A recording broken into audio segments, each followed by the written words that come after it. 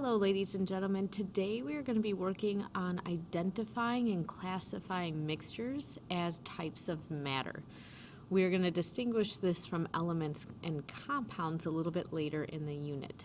By the end of this video, you should be able to identify if something is a mixture or not, what kind of mixture it is, and potential ways to separate the components of that mixture. Now, the connection to physical properties is that mixtures are substances that are combined together physically. So when we think about physical changes, the individual components are still the same makeup and still have the same properties. They're just in kind of the same space. Think of a salad. In our picture, we can pick out the individual tomatoes and the onions and the olives. Chicken soup, you can clearly see the noodles and the carrots in the chicken. In the atmosphere, all the gases appear the same, but we could separate out and identify things like oxygen, nitrogen, methane, and water vapor as components of that mixture of air. Now, there are two types of mixtures we can classify, and it's based on the distribution of their components. This is how those components or separate pieces are arranged within the mixture. In heterogeneous mixtures, it is a non-uniform distribution.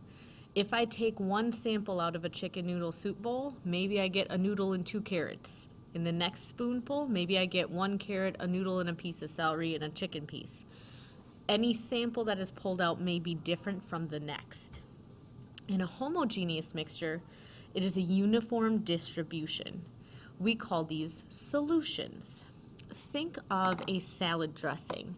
If I have oil and vinegar, initially they'll be separate. When you first pour them together, it'll be heterogeneous because maybe you'll get all oil or all vinegar. But once you shake it, every part will evenly distribute together. Also, I like to think of this one like Kool-Aid.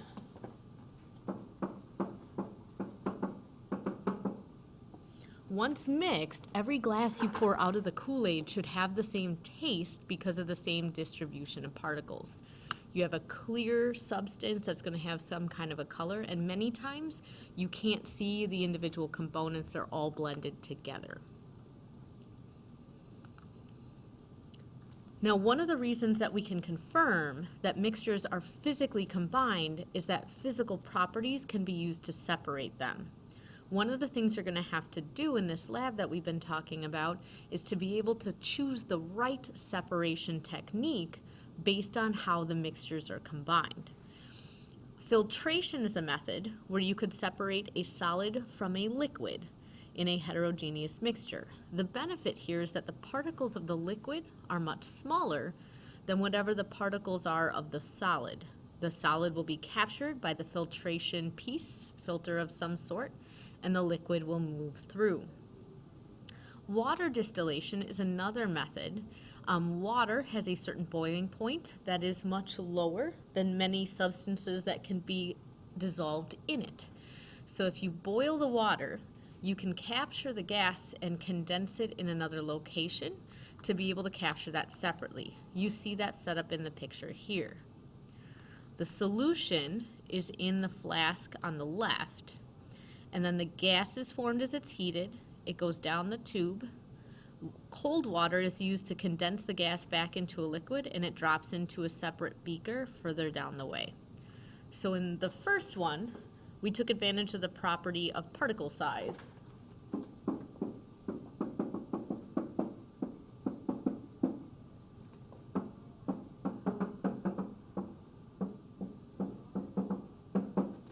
In our second example, boiling point is the property we took advantage of to be able to separate the water from these other properties of the things dissolved in the water.